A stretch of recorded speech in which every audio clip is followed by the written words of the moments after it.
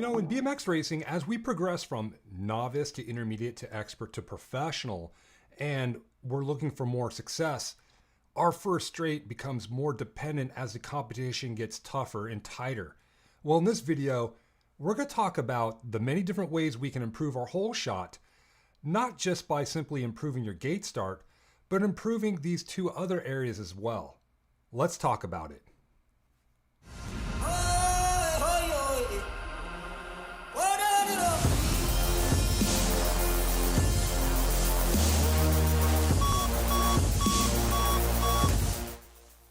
Yo, what's going on, guys? Welcome to another Monday night episode of BMX Coach Live. I'm your host, three-time Olympic coach Greg Romero. If we haven't met, make sure that you guys like the video, but more importantly, subscribe to the channel. Hit the bell notification. That way you guys get notified when I post videos or when we go live. Man, it feels so good to be in 2021. Is it not? Man, we're live right now, so if you're watching this on the replay, make sure you hit the live chat button and you can follow along with our audience that joins us on the regular. Let's see who's in the house. All right, we got Roscoe H. He says, howdy. Andy Lim, hey, Coach G. JP says, hey, Coach. Ronnie Martin, how you doing? Mark Duran, how you doing? Dat Boy Mark 83, Odin Turner. Stephen Dager, everyone says hi, Coach. Ronnie Martin, Alana Kushinsky, hi, Coach. Odin Turner, when does he usually post? Well, you know, from time to time. Jacob James says happy. Shane Hughes, what's up, G? Joe Gallo, hello, Coach G. Aiden Pearson, man, I am so grateful for you guys to show up, man. It's so awesome, man. I feel honored, and I'm super grateful to be your coach. Today, you know what? Today, tonight, this evening, this afternoon, good morning, wherever you guys are at, can we talk about improving and getting more hole shots? Would that be helpful? If you guys are in the live chat, let me know if that would be helpful, if you guys can get more hole shots. I was thinking about it. The more that we actually improve as riders,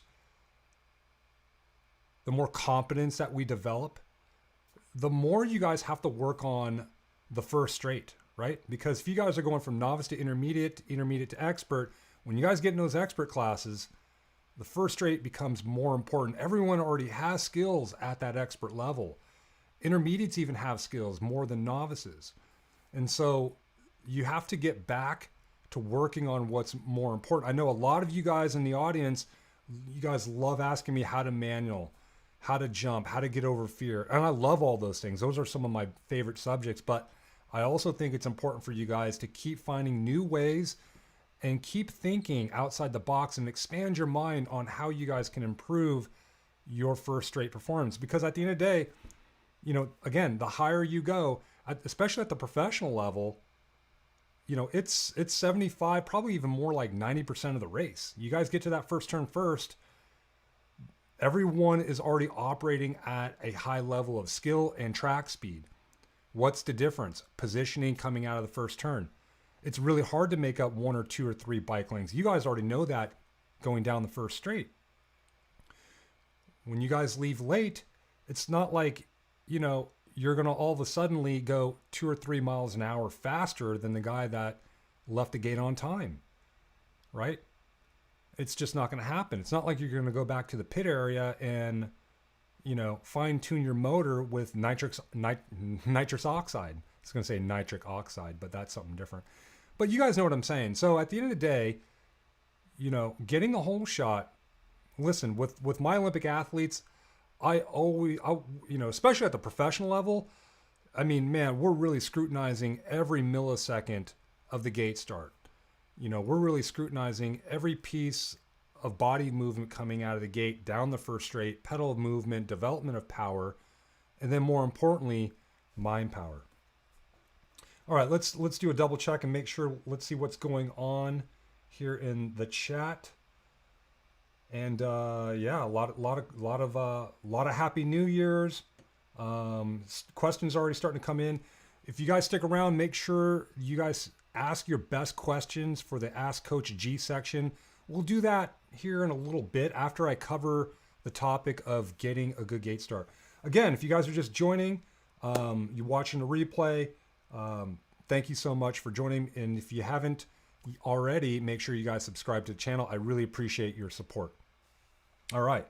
So, number one, I would say the most important thing, it doesn't matter if you're a professional, expert, intermediate, or novice, your mind, man, your mind power is everything. And we're going to break that down, what that means. Mind power to me pretty much means two things: your mindset and then your mind state. The guys in the live chat, they hear it all day long. It's verbatim. I'm just pretty much a tape recorder hitting the same video all day long. But at the end of the day, what I'm preaching here is that, number one, your mindset. Your mindset is going to consist of your values and your beliefs. In an effort to get the whole shot, you have to find more ways in an effort to believe that you can. Because here's the thing, our brain, the way we're wired as humans, we're looking for reasons why we can't. So you guys got to flip the script and find ways that you can. What can you do, right? What can you do well?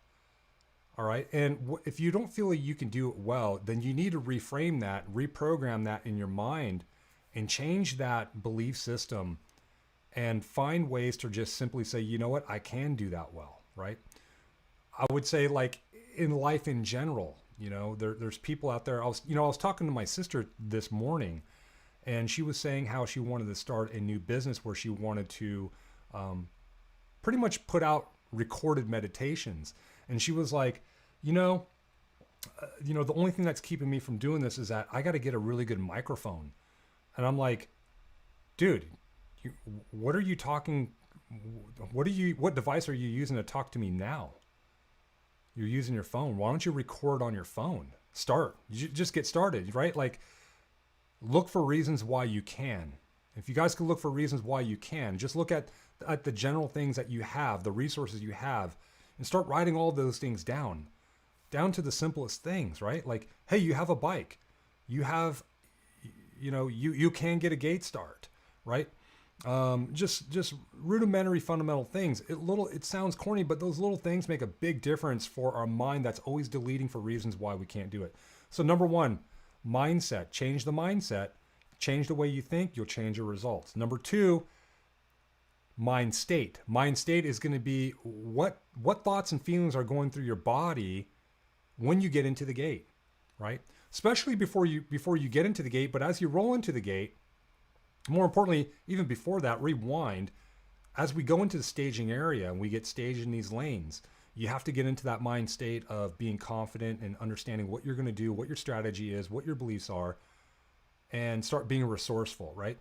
So you need to find out what your mind state is. Again, it's going to be, what thoughts and feelings are going to be going through your body, right? Because that's really important, because you can have an awesome gait. You can have the most impeccable skills on the track and be super fast. And if you don't believe, or if your mind gets shifted out of state and you start focusing on, oh man, this guy is like, he's a nag rider, top 5 nag rider, man. I don't know if I can beat him. He's in the gate right next to me. He's just going to shut me down. Hey man, if you believe that, then it's going to happen. But if you believe that, you know what, I'm going to get the best gate as possible, I'm going to do my best to beat him out. And that's it. Because you never know, that person may mess up. You don't know what kind of resourceful mind state they're in, or if they're unresourceful, right? So in other words, you don't know what state they're in. The best that you could do is control your state and go for the win every time. Find out what your best resourceful mind state is based upon either the past, like finding a race that you did really well at, and just, close your eyes for a minute, rewind back in time, go back in time, and find out what exactly were you seeing, what were you hearing, more importantly, what were you feeling, and try to replicate that state of feeling every time you get into the gate. Okay. I love that one. That's some of my favorite stuff there. What are some of the guys in the chat saying? Yeah. Okay, these guys are having a conversation with themselves. Let's see. Yeah, Isaiah Official. This is very true, guys. Mindset is a key to life. Yeah, it's the key to life. And so, BMX is just really a true microcosm of how we operate in life. It really is, right? And it really comes down to how you respond, because you guys can't control, who's worse than you or who's better than you on the gate or in life, right? the best thing you guys could do is remain resourceful between the ears. All right. The next important thing, of course, is gait technique. Man, this past Friday, New Year's Day, I went down to the San Diego BMX track and they had a single pointer. Man, they had 67 motos out there. Incredible. They had a pro-am. You guys here at BMX Training, because of your support, we donated a couple $100 to the HOLESHOT Award. Yes, you guys, thank you so much. Everyone that has donated to the Super Chat, that money went right back in the ecosystem of BMX, and we supported the pros this past weekend. So kudos for you. Thank you so much. I'm grateful for you guys, and that's what it's all about, right? But I was watching practice, and I was down there taking some photos, and I was in the infield just watching guys ride and just watching some gates, and it's amazing. It's amazing how many people still have obscure gate start techniques, okay? Like just doing all kinds of awkward stuff. And I'm like, man, I just want to go up there and I just want to correct them, but I need the invite, right? Like I'm not just going to just out of nowhere, like, hey, who's this guy? Like he's telling me what to do. No, I need the invite. But it's crazy how many people don't have a fundamental understanding of a sound gate start technique. So, again, if you guys are watching on the replay, the guys here on that show up every Monday, you guys know the drill. The first movement is key, leading with your head and shoulders, making sure that your shoulders are over the handlebar grips and that you're in that optimal position to deliver the second and third pedal. Really easy to say, really easy to do, and it's also obviously easy not to do. So, everyone has their own style executing the correct technique or the incorrect technique. You guys got to figure out what it takes for you guys to get that first movement down and be efficient and be effective in terms of how you deliver power to the pedals. Gate start technique is everything, right? The other thing that you're going to want to question yourself is, are you competitive? Are you competitive enough to get the whole shot? Okay.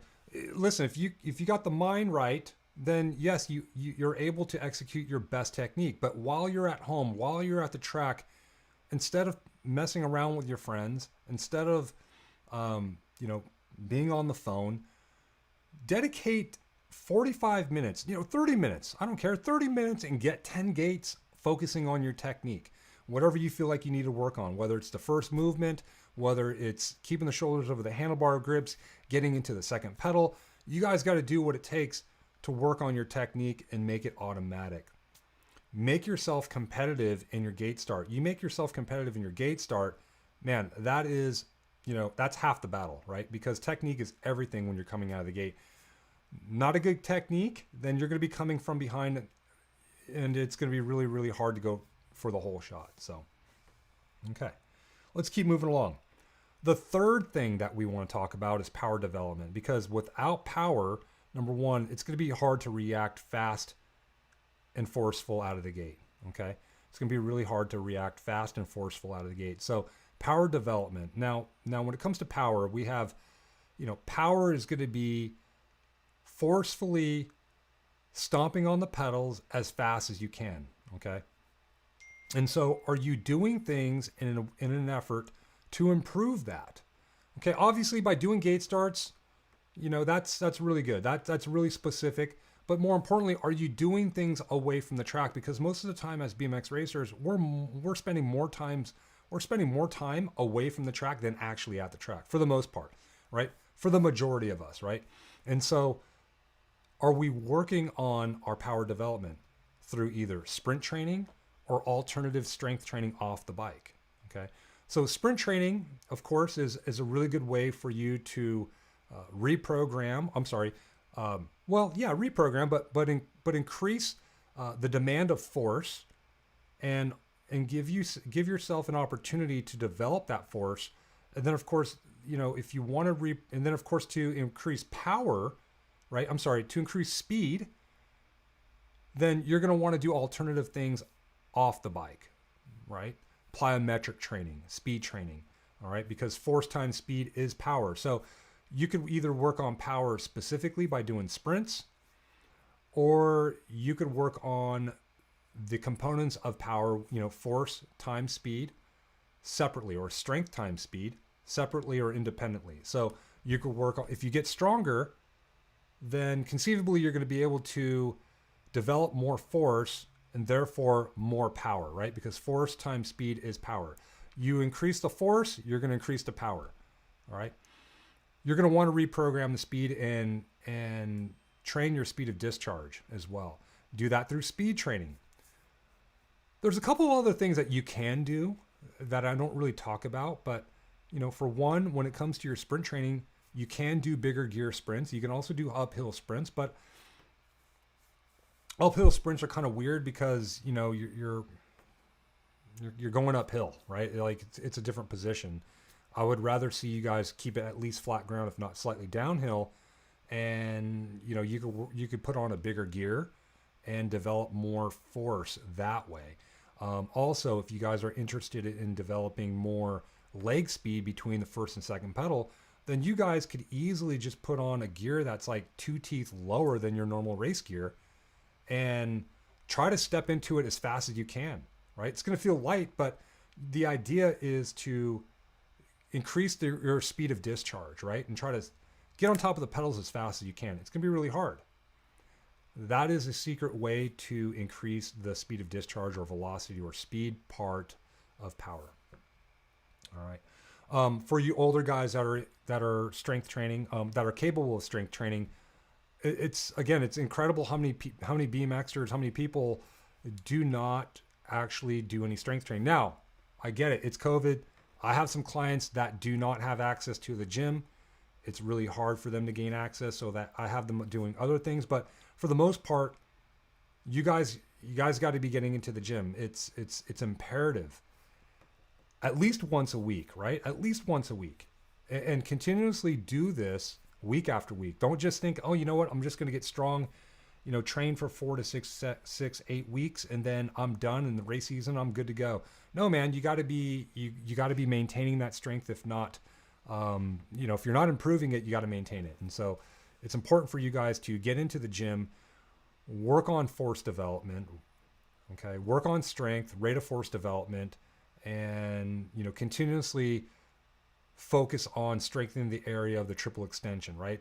Muscles around the knees and the hips.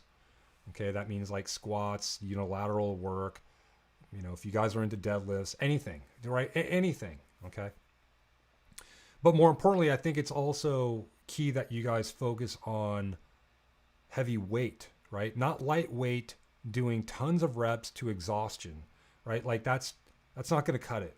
Okay, that's a completely different energy system, a completely different metabolic system, and neurologically, it's not even specific in terms of recruiting maximum force out of the gate. So if you want to increase your ability to come out of the gate with authoritative power, then you have to train specifically, which is putting some weight on, putting anything for, ideally, if you guys become seasoned lifters, if you guys hire a sport specific strength coach, they should be smart enough to get you up in the 80, at least 80 to 85% range in training higher percentages of your 1 rep maximum.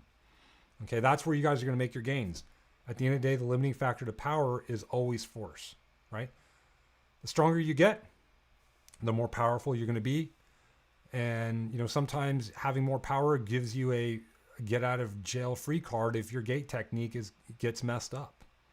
So it's power is key, strength is key. Ryan BMX says mindset is key. Heck yeah, I love that. Absolutely, I agree with that. And I have one more tip here. This was kind of a last minute one here I just thought of, but can we talk about strategy? Hole shot strategy. Duh. All right. If you guys are watching live, what's your hole shot strategy? It's at the end of the day, it's really simple. I think that I always challenge riders and ask them like, hey, what's your plan to get the hole shot? How are you going to do that? Well, I'm going to be first out of the gate. Great. Then now what? Well, I'm going to be first to the first jump. Because sometimes people believe that if they get first to the first jump, they got the whole shot. And that's not necessarily true. Technically speaking, if you guys ever watch motocross, the whole shot is actually being first out of the first turn. So you want to think about not only being first to the 30-foot mark, to the first jump, to the next jump, going into the first turn, but you want to be first come out of the turn. So if you think about it, we have these little tiny micro races, right? From the gate, coming out of the gate, just beating the guy next to you, getting your handlebar over him. If you have the handlebar over him, then move over on them. And BMX is a contact sport. There is some strategy behind that. Don't just let that guy come from behind and reel you in. Shut him down. There's no problem with that. There's no shame in that. Practice that. So strategy, you guys got to practice shutting people down, not hurting people, not making people crash, just making them concede, just occupying their space to make it harder for them. Racing's all about making it harder for others. Again, not hurting others, just harder for others. Okay. If you make it easy for others, then you're really making it harder for yourself, aren't you? Okay. So at the end of the day, you want to move over. You want to get the ideal line going into the first turn. Now, at the end of the day, you want to focus on being first to the first turn. That's key. If you don't have that, if you're second or third, then, don't give up, right? Even when I raced professionally and I was last out of the gate, I would never give up. I would always think that, okay, well, I can't get the whole shot because I'm in eighth. It's going to be hard. But I've made some moves where I came out of that turn in third, and then I only had 2 people in front of me that I needed to pass rather than 7 people.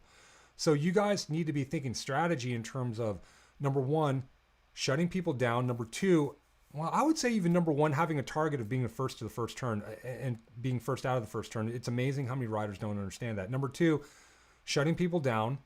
Okay. And then number 3, practicing turn lines, because again, you can go into the first turn with someone ahead of you, and then you could just do a cross pass where you let their back wheel clear your front wheel and you dive right underneath them, and boom, you got the whole shot. So the whole shot's not necessarily indicative of your gate start technique. I don't want it to end there. Again, that goes back to number 1, the mindset, right? Having the belief that you can. So it's not just about power. It's not about gate technique. It's also about strategy, right? If you don't get the whole shot, what's plan B? What's plan C? Okay. If you get lane 8, what's your plan? What's your strategy to get the whole shot? It might be hard for you to just overcome everybody, especially in a main event at a big national, unless you just got it like that. But it's going to be hard to get the whole shot and come over on most people. So what's going to be your next plan? Well, your next plan is to be resourceful. I'm going to come out of the gate as fast as I can. I'm going to start moving over and cutting over as fast as I can. I'm going to take these 2 jumps going down into the first turn as smooth and as good as I can. And I'm going to get as close to whoever is winning into the first turn, close to his hip. And that way no one else comes underneath me. Because if you're going to come from the outside, you're going to be stuck on the outside and be vulnerable. You guys got to shut the door down and not allow the rest of the pack come underneath you. You have to think ahead. It's all about thinking ahead. One of my favorite racers, a guy named Billy Griggs, I used to watch his racing when he was a pro and I was an amateur coming up, and I would watch him pass other riders, right? And I would try to get into his mindset of what he was thinking, and I'd be like, there it was right there. Like he would make a pass on somebody down the third straight, but really he was already planning that pass coming out of the first turn. He was already thinking ahead. So it's important for you guys to think ahead as well. And that's why having a clear, powerful, resourceful mind state before the gate drops, and having understanding of what your strategy is going to be is key. It's super key. It's amazing how many people, the gate drops and they just black out and they don't even know what happened. They just go with their default programming of what they're going to do in a panic in the moment. And they're not able to make any moves. They're not able to integrate any strategy. And so again, that's where the whole mind state is key. Okay. Now all these things will come together if you guys train them individually, right? Working on your beliefs, working on your mind state, working on your gate technique, working on your power, working on your strategy. That's what you guys should be doing as dedicated racers. All my racers do it and they find success. I've done it and found success. And if you guys do these things, you guys can find success too. All right. Awesome stuff. Awesome stuff. Let's check out some questions in the chat. Let's see what's going on here. And Shane Hughes, 8 is great. You know, lane 8, you're not going to get cut off. Who's going to go from lane 7 to lane 8? It just doesn't happen. You have nothing to lose when you're in gate 8. You know, there was a racer by the name of Kalen Young, and he reminded me what I used to do as a professional, but he reminded me when he had lane 8, his dad told him, says, listen, lane 8, he goes, you could go late and as hard as you want, right? Because no one's going to cut you off. But back then we didn't have the random gate. So like you could just, you know, you can kind of pull back and go late and just come out just guns blazing. And your second, third, fourth, fifth pedal to the first jump is just going to be as fast as anyone else. Listen, lane 8, no one's going to cut you off. It's you got nothing to lose out there. Lane 1's always tough because lane 1, man, if you don't get the gate right, if you're not resourceful with the mind state, man, you can easily blow lane 1, can you not? Right? And you blow lane 1 and that person lane 2 occupies you, the whole pack just goes around you. At that point, you're going to have to just really, really drive it on the inside and try to make some moves. But, you know, I don't want to poison your mind that lane 1 is just as hard. I'm just saying that lane 1, you know, it's all about, you need to look at it as an opportunity for you to get the hole shot. There you go. All right. Cool. So we got a bunch of questions. Isaiah is asking me, how do I get in contact with you? Just email me, info@bmxtraining.com. I do Facebook. I'm not so good with. I don't have the app, and you know, Facebook tends to kind of poison my mind. So I avoid Facebook as much as I can. If I need to go in there and post something, I'll do it. But yeah, info@bmxtraining.com, or you can hit me up on Instagram @bmxcoach. To be honest with you, I rarely check, and please forgive me, but I need to check it more on Instagram. The BMX training handle, I have a hard time keeping up with that page. Let's see, what else do we have going on here? Okay, so we got some cool things going on here. We got some awesome questions. I tell you what, you guys ask your best questions. We have about 30 minutes, and this is the favorite part, right? This is the favorite part where you guys, this is like the Monday night clinic. You guys can ask your best questions, and I'm going to do my best to answer as many as I can and as concise as I can. So let's take a break. We'll get back to these questions here in a second. Hey guys, I have a question. What would it do for you if you could enhance your power out of the gate, enhance your sprint speed down the first straight, enhance your skills, enhance your mental performance mind state? What would that do for your racing or your kids' racing? If you're seeing the value of enhancing your BMX performance, consider joining the community of BMX Training Pro and get the same access my Olympic athletes have enjoyed, as well as thousands of BMXers all over the world. Some members use the access to improve their gate start techniques. Some also use the access to keep them motivated to train, and you'll find your reason when you gain access and join BMX Training Pro today.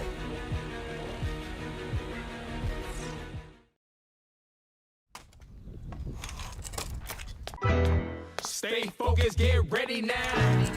For real, get ready now. Nitro with the nice flow. Stay focused, get ready now. For real, get ready now. Let's go. Stay focused, hear the heat come. Concentrate to the sound of the beat drum. Yeah. Start it up, take it back now. Check it out. This is how it's going down. Yeah. All right, guys, welcome back to one of my favorite parts of the show, the Ask Coach G section, where the viewers live ask their best BMX racing and training performance questions, and then I do my best to answer as many as I can within the time I have. Let's see, it's 6 o'clock now, and at 6:30, my significant other, she said, "Oh, you're doing a live show?" I said, "Yeah, I'm doing a live show." She goes, "Okay, well, I'm going to order some food." And that's what I love about the live show on Monday nights, is that I get to hang out with you guys, and then once I'm done, I pop out and food is ordered and delivered. Oh man, it's the best, man. It's the best. And she pays and everything. It's awesome, man. But All right, so we got some questions over here. Let's see here. We had some comments. Alum House says, strong gate, squeeze to the first turn, get on the pedal sooner than the others coming out of the turn. Heck yeah, I love that. Trom says, I tend to practice from gate 8 the majority of the time. That's good. And I would say it would be best practice to practice from lane 1 because, lane 1 is just as hard as any other lane. Jake Jensen says, what do you think about the fresh park gate? I don't personally know because I haven't had the experience, but from what I can see, it's a trigger start gate, but you also have the opportunity to modify it with a magnet, and there's a couple different brands out there that will allow you to do that. I would definitely opt for that. I just think that the trigger start gate, the stumpy gate, it just develops bad habits, right? Because your first movement's pulling back as opposed to going forward. Let's see here. Here we go. Here's a really good question from Cody H. What's a good way to practice starts without having a starting gate? Aha, I love that. It depends on what you want to practice on. Number one, presupposing that you're a newer or younger rider that's coming up, you could practice balancing at home just by simply taking your front wheel up against, don't do it against your mother's dryer or inside where you're leaving tire marks on the wall, but practice balancing, right? Practice balancing. And, the other thing that you could do is you can actually do like an isometric push, right? And you can actually develop some strength there just by simply pushing on your pedal really hard. And of course, make sure your back tire does not slip, because if you press really hard and your weight's really forward, that back tire is going to spin. But, give it a tug and put a little pressure into it and develop a little bit of strength. But at the same time, it's an awesome opportunity for you to practice your balance. Another way you could practice your start without a gate is obviously doing some kind of block, or what I call a box sprint. You certainly can practice your first movement from that. While it's not the same thing, but you could certainly practice your first movement. You could practice getting into your second pedal, your second pedal acceleration position, which I call it, is really, really key. And that's something that you guys can easily develop without a gate. If you guys want to develop your second pedal power, then you could do like an opposite foot box start. And so there's all kinds of ways you guys could be resourceful in terms of practicing your gate start without a gate. Now, of course, that's just technique talk, right? That's just technique. There's other ways for you guys. Of course, we talked about, the mindset, right? And just taking a pen and paper and writing down your reasons as to why you guys can get the hole shot. Do little things. You can do that at night before you go to bed, and you can do that in the morning. It doesn't matter. Pick a time to do it. And of course, you could work on your strategy for hole shots as well, right? I know you asked about the gate, but I'm talking about the whole thing, man, because it's all encompassing getting the hole shot, right? Great question. Thank you so much, Cody.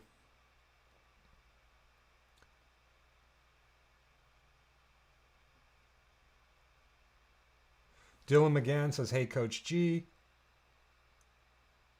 Craig Martin, welcome to the show. How to get moving forward first at gate drop. I tend to push straight down and pop up. He's a 41 novice. Okay.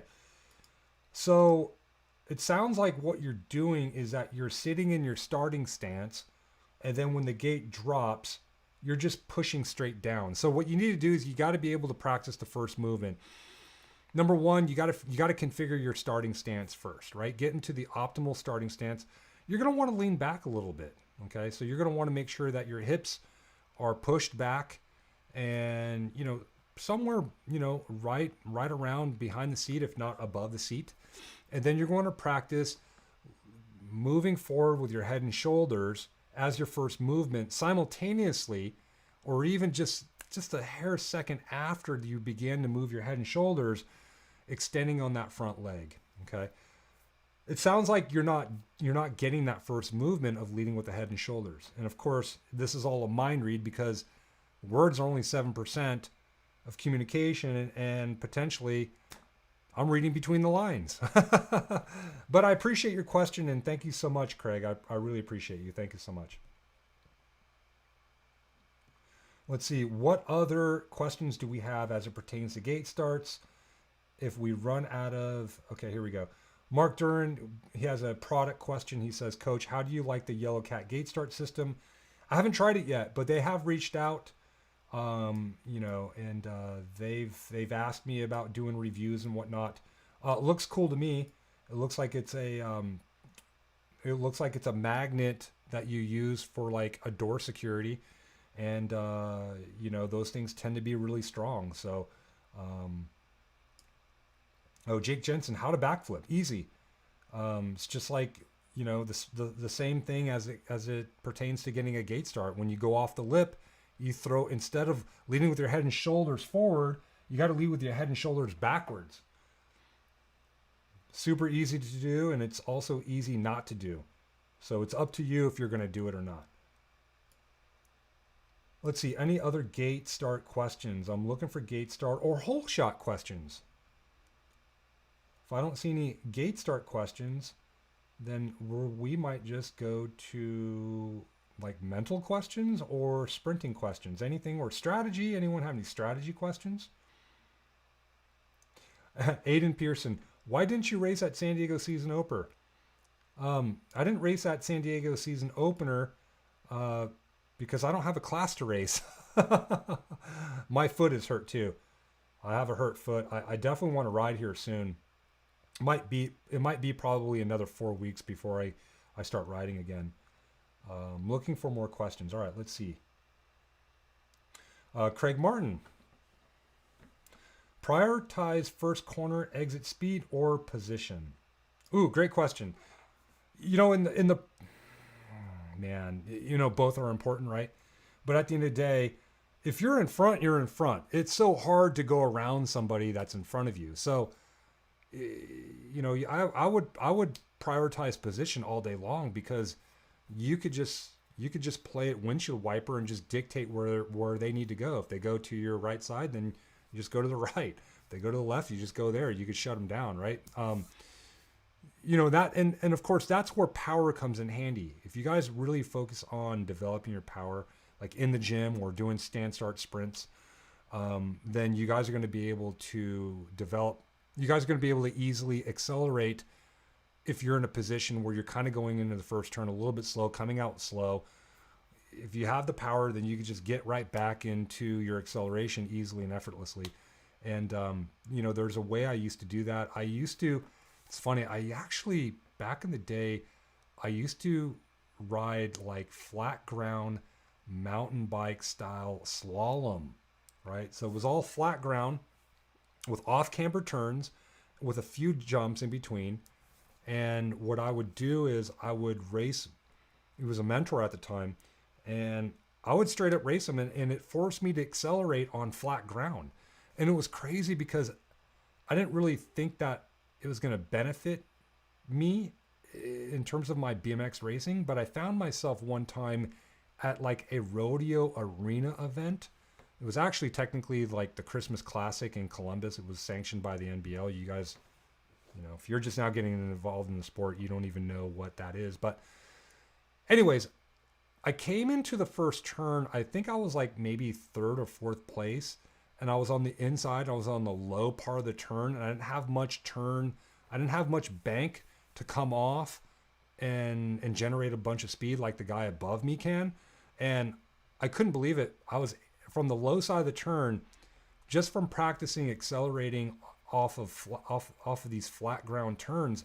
I developed the ability to basically do that. And I was able to go into the turn low and come out with just as much speed as the guy above me while he's using all that momentum. So that's something that you could work on.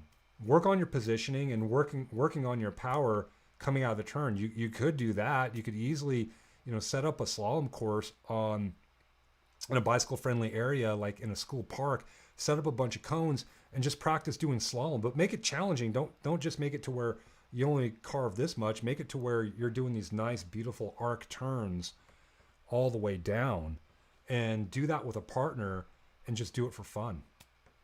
A really good way to practice your cornering and your ability to, master your ability to get on top of the pedals out of turns. And more importantly, develop specific power coming out of turns. Hopefully that may help. Cool. We got awesome questions coming in. Let's see here. We got Jake Jensen, Max, and Roscoe. I'm going to get to you guys. We'll go with Jake Jensen first.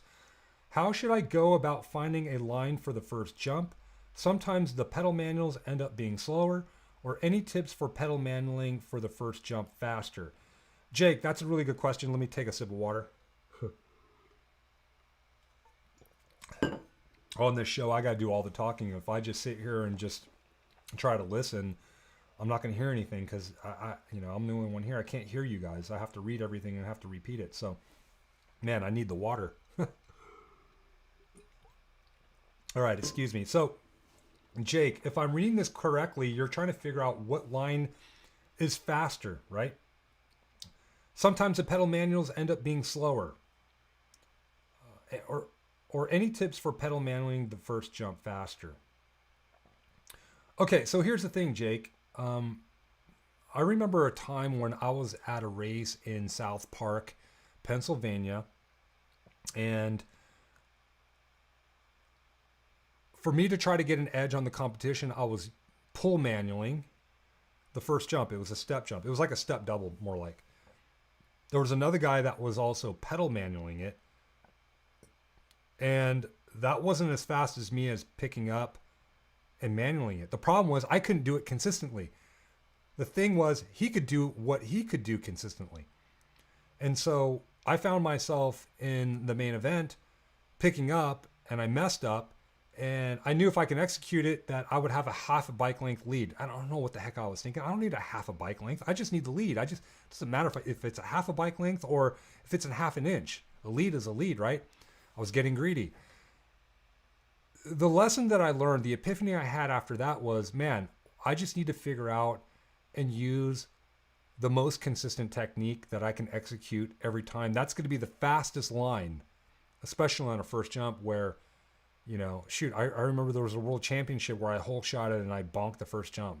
I was done. Kyle Bennett ended up winning. And you got to pick the fastest, most consistent line for you and your skill set at the time. Now, in terms of work on pedal manualing, sometimes it's fast, sometimes it's not. Maybe you just do a jet hop and just get good backside and pedal afterwards. If you pedal, sometimes unless you're engaged to put in 100% maximum effort, sometimes it's not going to be as fast. It's going to put you in an awkward position. It's going to be slow. Your front end might stay up too long. Your front end might drop down too soon. I don't know. If you can't pull it off at 100%, then just don't do it. Pick another technique. Otherwise, you're going to need to practice pedal manualing and practicing it to where you get it to where you're really satisfied and you can consistently do it every time. Great question, though, Jake. Thank you so much. All right, Max. Let me take a sip of water. I might need to refill this. And we're doing good on time, guys. Thank you so much. Max says, so with regards to hole shot practice, would the best on track practice be hard first straight and turn repeats off a block if gate unavailable? Like 1,000% effort first straight and turn?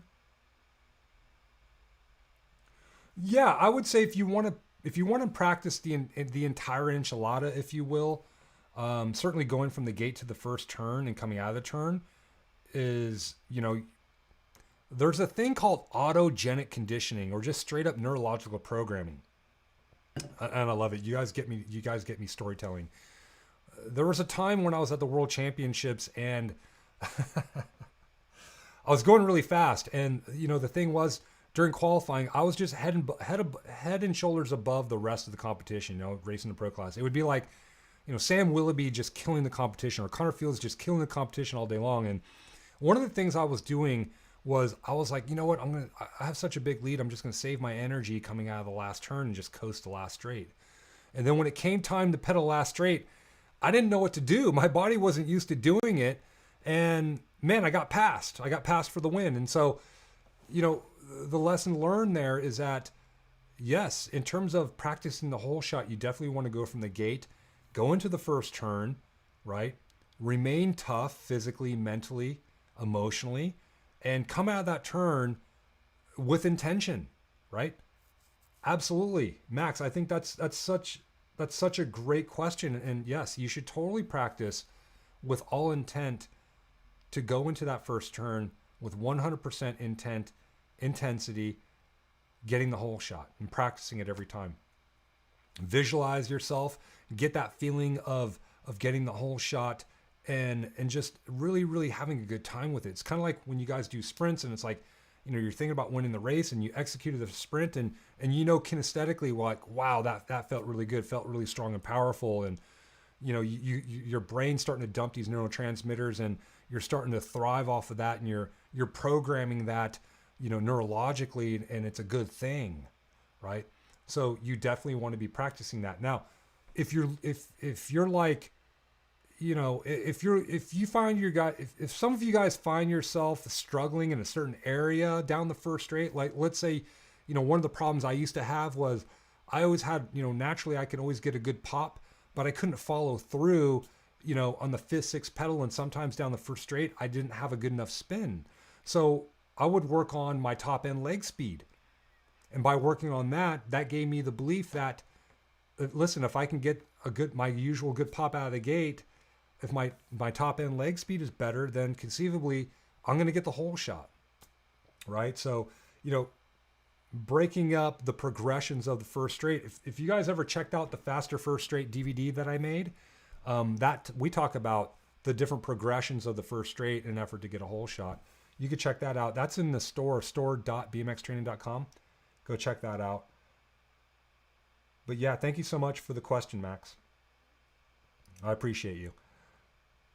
Roscoe H, he says here, I dream of whole shots. Any tips on remembering to breathe when the gate drops? I sometimes hold my breath for the first couple cranks and feel like it may be hurting overall performance. I get excited, right? My brain's just like, okay, where do you want to go? Do you want to go to the story? Do you want to go to, what do you want to do? Do you want to talk about a technique, you know, as far as holding your breath when you strength train, or holding your breath? One of my athletes, Jill Kittner, bronze medalist at the Olympic Games, you know, we talked about the breath. Now, here's the thing. BMX is an anaerobic sport, so conceivably you can hold your breath for 45 seconds, right? Well, 45 seconds is going to be really tough. At some point, you're going to take a breath. But you don't need to think about breathing when you're going down the first straight. You don't need to think about breathing. Listen, your unconscious mind knows exactly when it needs to take a breath. So when you sleep, do you focus on your breath? Do you hold your breath before you enter Sandman? Right? So here's the thing. You have a couple of choices here. If you're a guy that wants to focus on the breath, great. And I would say you definitely want to be either, like you said, holding it or exhaling. You don't want to be inhaling, okay? That sounds funny. You don't want to be inhaling, yeah. Bill Clinton, he didn't inhale. Forgive me. So, in weightlifting, there's a technique called the Valsalva technique, right? It's basically used for squats, right? So what happens is the power strength athlete, you know, with his power outfit on that keeps everything tight. What he does is that he takes a deep breath, takes several deep breaths, and then on the last deep breath, before he takes the weight off the bar or before the hinges come undone, he takes a deep breath, he holds it, and he holds it tight, and he goes ahead and he executes, he descends, and then he ascends on the squat, and then he exhales at the end if he's only doing one rep. The Valsalva technique is a technique to keep the core tight, right? It's giving them more core strength.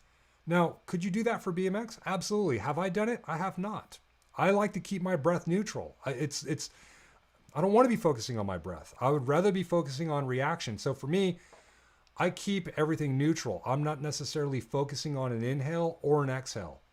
I'm not focusing on my breath at all. I'm focusing on the first light or the first horn and throwing my head and shoulders forward and That's it. Executing the second, third pedal and moving over on dude, left or right of me. That's it. You start focusing on, it's all about eliminating things that can shift you out of state. So, let's go back to Jill Kittner, because we brought her up and she would focus on her breath. She would inhale during the cadence, and then when it said watch the gate, she would hold it. And then when it was time to go, she would forcefully exhale. It worked for her, okay? That's really complicated to do, but her mind was like, you know what? Like, she needed something for her. That was kind of like a good distraction to where she didn't need to focus on being nervous of this girl or that girl or, am I going to leave the gate on time? That actually gave her something to focus on. So if it gives you something to focus on, great.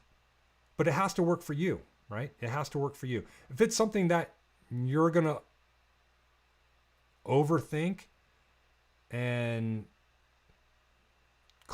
make your focus convoluted, then I wouldn't focus on it. I would focus on a neutral breath. So there are some options.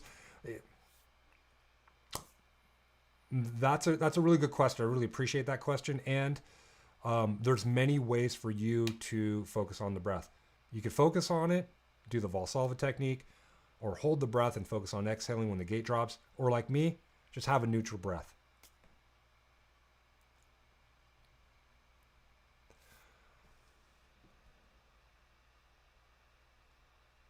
Okay, we got manual questions. Check out the Ryan L. Hey, Coach G, I'm just getting started and I do not know how to manual. Do you think it is very important to learn? And if so, any tips on how to learn it? Yes, Ryan. Presupposing that you're an older rider, right? Unless you're like a parent under, you're a parent asking for another rider. Sometimes it's not necessary for riders to manual. There was a girl by the name of Dominique Daniels who won the national #1 pro girls title in USA BMX. She never manualed or jumped anything. She just pumped the entire time. Now, don't get me wrong. I think she did manual from time to time, but for the most part, if you don't need to manual, then don't do it. If you're going fast enough to where, if you're going fast enough to jump, and you're finding like, hey man, I'm jumping this, but other guys are manualing it and they're going through it faster, then yes, you need to manual. You got to be able to match that skill set and start learning how to manual. And so, what's the best way to go about it? Check out on this channel, check out the manual video that I prepared. Practice manuals at home, right? Practice on learning how to shift the hips back, pressing through the feet, okay? And getting that front end up and getting comfortable with that. If you're not comfortable with that, start off by just simply doing a pedal wheelie. Okay, that'll get you comfortable and familiar of getting the front end up and keeping it up. Basically, a manual is basically like a pedal wheelie without pedaling, but committing a little bit more by pushing your hips back. Now, in an effort to manual, it's crazy, right? Like, I'm not a really good manualer. I'm not a crazy manualer where I can just manual the entire street. Mainly because I don't need to, and most BMXers don't need to. You just got to be able to manual through a section. You guys just need to manual for literally a half a second from time to time. That's it. You guys aren't manualing for 5 seconds. That's way too long. So don't think that you need to believe that you have to manual on the street for 100 feet. You just got to be able to manual to be able to get that front end up and then get the front end down, right? And do that effectively to where you're smooth, but more importantly, your body movement is helping you create speed on the back sides of each jump.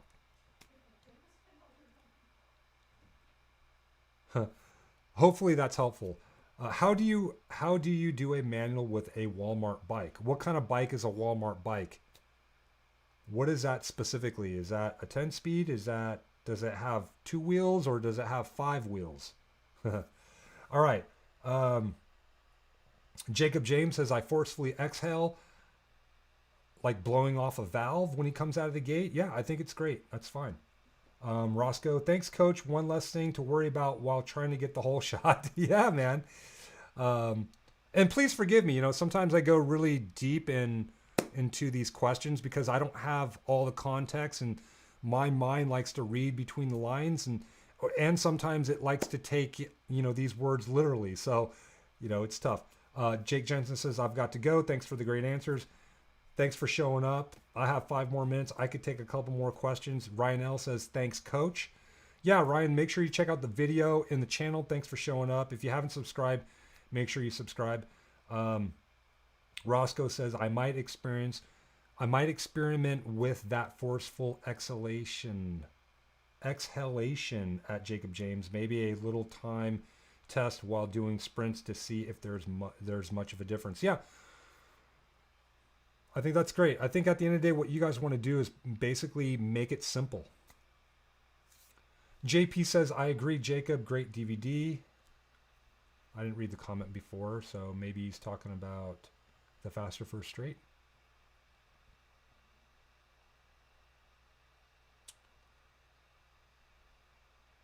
Here we go. Here's a question that I saw earlier that I wanted to get to. Imperial Shock Trooper ask, I love saying these names.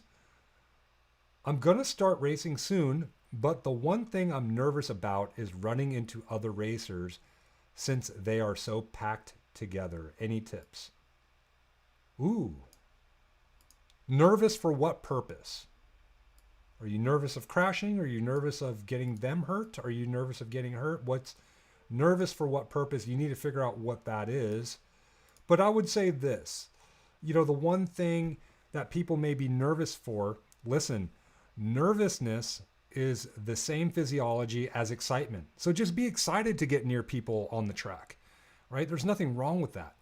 And so, one of the best ways you guys can prepare yourself to be close to other riders is just riding in a bicycle-friendly area on flat ground and maybe perhaps doing figure 8 turns, right? Being close to each other in the turns is really fun. I love contact. And at the same time, you want to think about making contact with somebody else first before they make contact with you first. Really, at the end of the day, BMX is a contact sport, and you have to have that mindset. It's like, man, some of the most successful riders are willing to give a hit first before they take a hit, right? In boxing, sometimes the best defense is good offense. Just keep punching away, right? So, but I would focus on getting comfortable with other riders in turns first, because that seems to be a common area where riders like to bunch up. Sometimes, down the first straight, yes, it could be intimidating when you're with other riders, especially if riders start crossing over and changing lines, meaning, they're moving over progressively. It's tough, right? Like, nothing's worse than, someone jumping across your front wheel. It sucks. Or you guys locking elbows.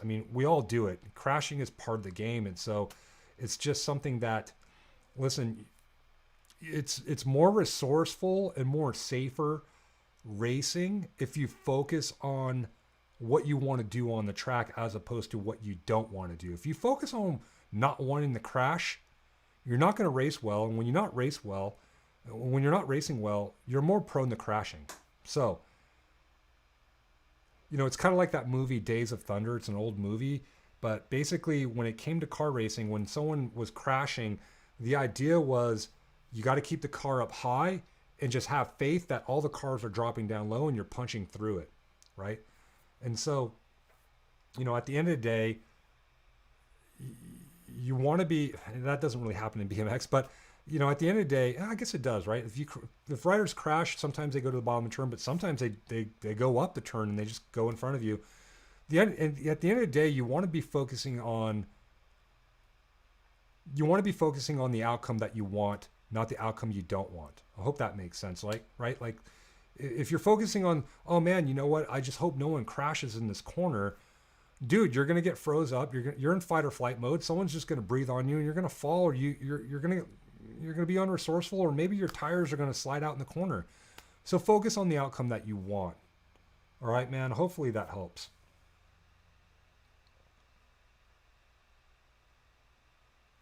Roscoe says, there's a character limit on the YouTube comments. Okay, hold BMX Kid 09, thank you for the advice. Ryan says thanks, coach. Days Rock says, hot the privilege to meet you. Okay, he didn't mean to say hot, I would say. Maybe he says it was a privilege to meet you this weekend at San Diego BMX. Thank you so much for giving back and doing these videos for everyone's benefit. Yeah, man, thank you so much. I love BMX. I really do. I love road cycling too. It's in my DNA to be a guide, be a mentor, to be a coach, and obviously giving back is just part of my DNA. I love it, right? I love giving back, and I love seeing people thrive, and I really, really thrive on seeing people experience their potential in any aspects of their life. BMX is just a conduit for me to have an excuse to guide and teach and give someone hope and an effort for them to thrive and experience their potential. And whether it's BMX or if it's life coaching, it doesn't really matter to me.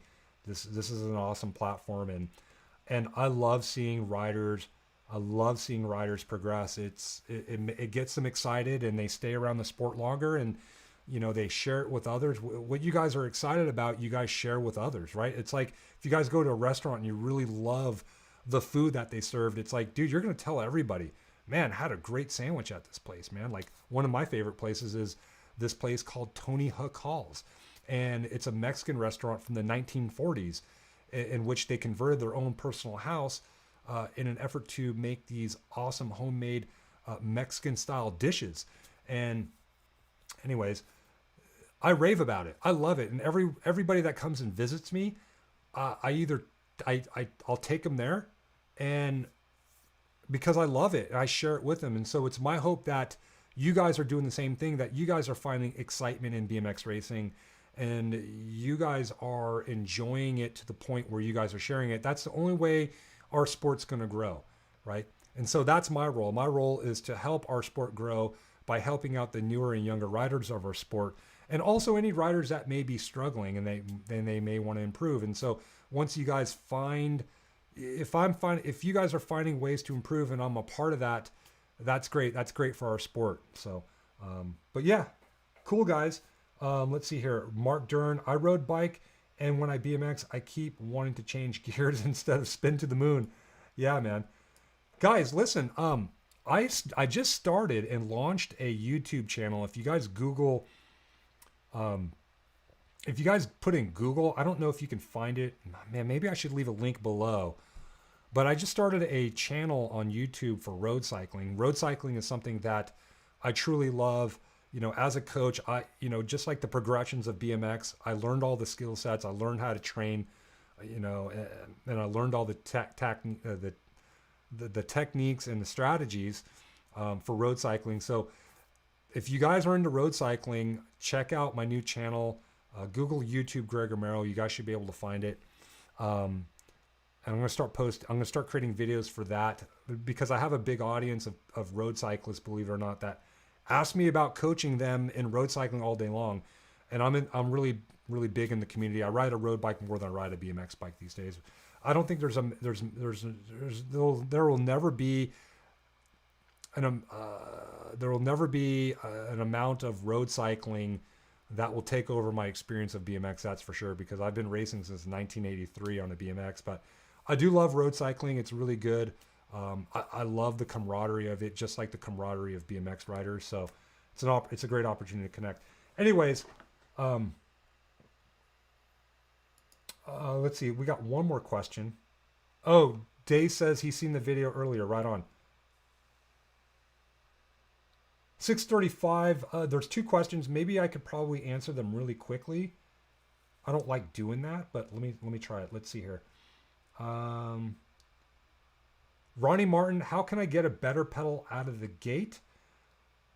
Make sure you take some video of you coming out of the gate and see where your body positioning is getting into your second pedal.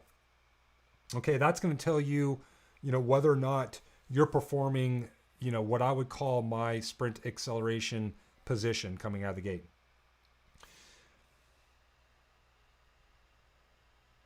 Sebastian says, this has nothing to do with hole shots, but what are some tips for double manuals? A double manual is just like a regular manual. Just make sure, number one, my best tip is to look ahead at where you want your front wheel to drop. Okay. And when you get through that first manual and you're up and your front end's up and you go through the second one, you just got to make sure that you commit to keeping your hips shifted back and you're still driving your feet on the backside of that roller. That's going to enable you to keep your speed and propel you properly and also propel you in a way to keep that front end up. Make sure you watch where the eyes are. Wherever the eyes are, that's where the front wheel is going to go.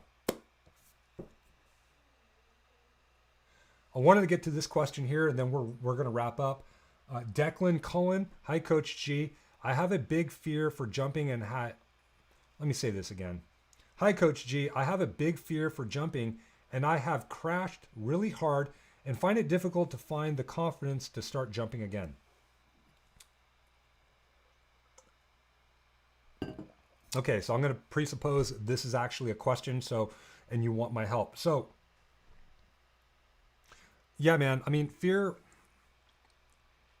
is a good thing because it protects us, right? Fear is like being in fight or flight. Fight or flight's good because if there's a threat, we either need to run and we just need to get the hell out of Dodge, man, right? Like fight or flight. We either have to fight or we just got to run. And so if you understand that, then what you need to do is you have to get into a resourceful mind state, right? Recall a time when you actually jumped successfully. What were your feelings? What was going through your mind? And so what you want to do is you want to model that person that was successful, who had those awesome feelings, who was in that awesome resourceful state. Model that person, which was the former you, and start bringing that person to the forefront. Okay? That's my best advice. Otherwise, you could use like an NLP swish pattern. I can actually do that for you. If you guys go to my website, I do actually offer a service where I help people get over their fear, such as crashing. It is a premium service. It does take some time. Probably will take about an hour for me to reprogram that fear, but it can easily be done. Or you could do it the long way, which is, like I said, go back in time, go back to that specific time when you're successful in jumping, elicit those feelings, and try to do your best to access those feelings before you jump again. Okay. And at the same time, you know what? Find a smaller jump and start rebuilding your confidence from the ground up. That's the best thing. That's my best advice, given, the circumstances of doing a live show over the internet. All right, a bunch of thanks are coming in. Right on, guys. Andy Lim, thanks, Coach G. Mark Duran, right. He says, he's talking to someone else. Derek says, you're all right, Coach G, exclamation point. And guys, man, I am so grateful to be here, and I'm honored to be your coach and be able to help you guys out. And I love the questions. You guys are awesome. Thank you so much. And, if you guys want to support me, make sure you guys check out the website, bmxtraining.com.